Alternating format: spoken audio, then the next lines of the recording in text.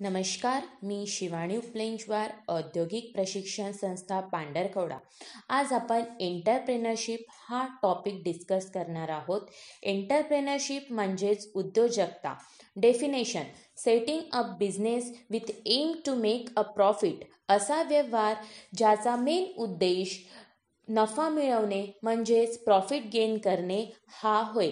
हा एक French word आहे. एंटरप्रेनरशिप हा एक फ्रेंच वर्ड आहे. त्यात 3 वर्ड इन्क्लूड आहे. First innovation, risk taking and skill. हे 3 वर्ड्स आपण कॅरेक्टरिस्टिक्समध्ये डिस्कस करूयात.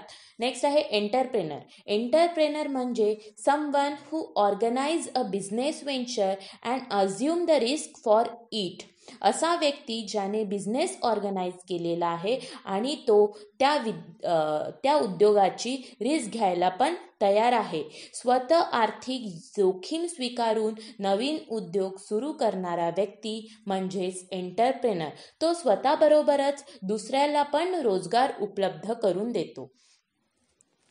Characteristics of entrepreneur. एंटरप्रेनरचे गुणवैशिष्ट्ये. फर्स्ट, कम्युनिकेशन स्किल और सेलिंग स्किल. आपले विचार इतरांपर्यंत योग्य आणि परिणामकारक पद्धतीने समजावून देण्याची चांगली क्षमता असणे त्या व्यक्तीमध्ये फार आवश्यक आहे.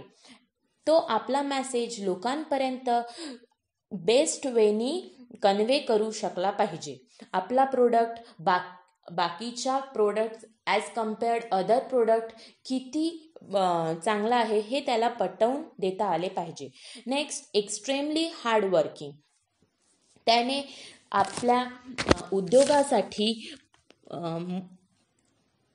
आपल्या ध्येयप्राप्तीसाठी सतत आणि कठोर परिश्रम केले पाहिजे. त्याने कोणती वेळेची मर्यादा न बाळगता स्वतः काम केले पाहिजे. हायली गोल. मोठी स्वप्ने तर पाहतोच, पण ती स्वप्ने प्रत्यक्षात आणण्यासाठी योग्य परिपूर्ण नियोजन करतो. Risk taking. असा कोणताच बिझनेस नाही की जो आजच आपल्याला प्रॉफिट देईल किंवा 2 महिन्यांनी देईल. बिझनेसमध्ये प्रॉफिट आज पण होऊ शकतो तर 2 वर्षांनी पण होऊ शकतो. ती त्याने स्वतः रिस्क घेतली पाहिजे. Next, innovation.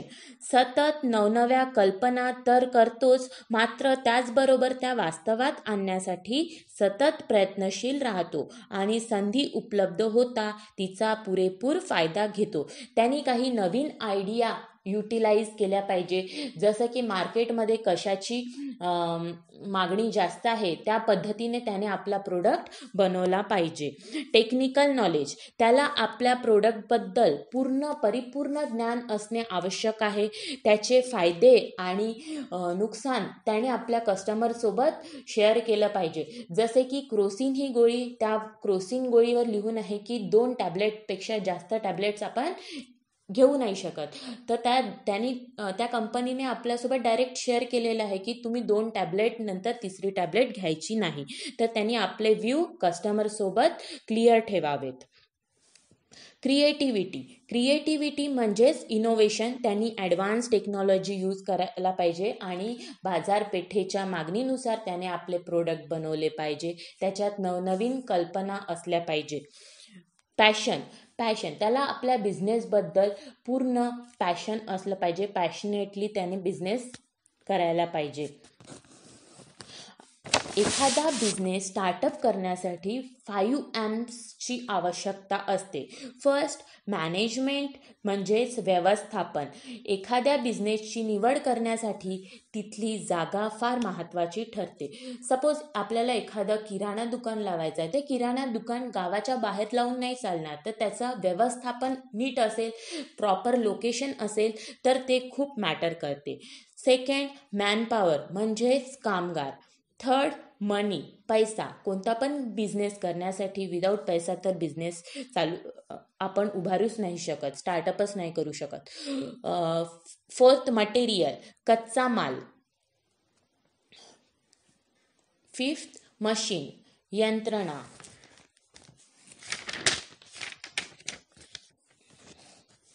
एखादा उद्योग उभारताना उद्योजकाने कोणते महत्त्वाचे मुद्दे लक्षात घ्यावे? स्वतःची आवड, उद्योग उभारण्यासाठीची आवड व क्षमता तपासणे. आपल्याला ज्या गोष्टीमध्ये आवड आहे तीच गोष्ट आपण केली पाहिजे. लोकांच्या बॉद्रेशनखाली ती गोष्ट आपण जर केली तर ती फेल्युअर, आपला इंटरेस्टच नसेल तर आपण त्या गोष्टीमध्ये जास्त इन्व्हॉल्व नाही होऊ. तसेच आपण करू इच्छिलेल्या व्यवसायाची समाजाला आवश्यकता आहे का, त्या व्यवसायात खरेच फायदे आहे का, यासंबंधी नीट अभ्यास करावा.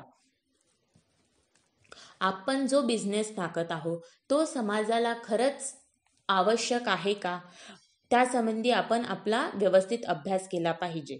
मार्केट सर्वे केला पाहिजे.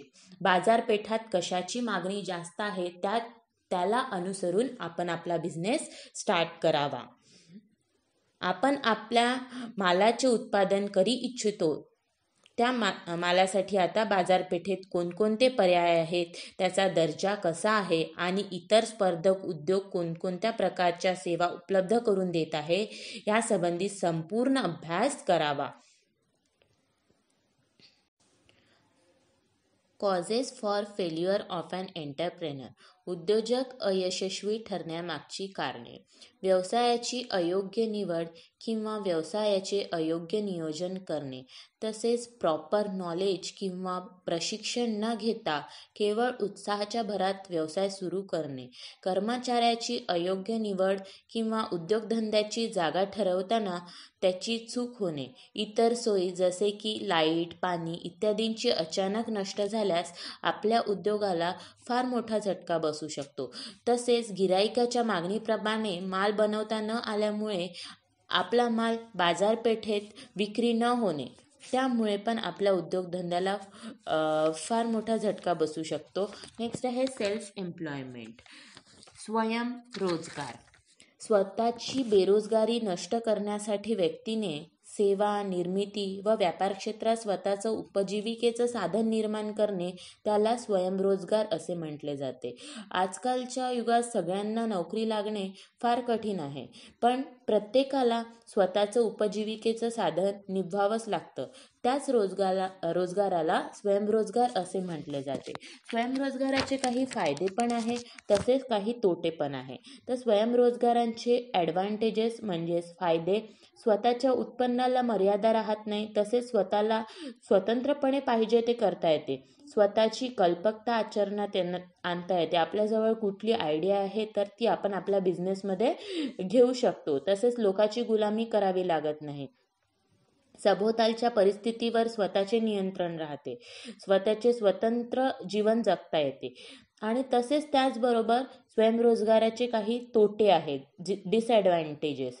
उत्पन्न निश्चित नसते. भविष्यात काय होणार, बिझनेसमध्ये प्रॉफिट होणार की लॉस होणार याची खात्री नसते. कामाच्या वेळा निश्चित नसते. अमर्याद वेळेपर्यंत काम करावे लागते. त्यामुळे आपल्या कुटुंबाकडे पण दुर्लक्ष होऊ शकतो.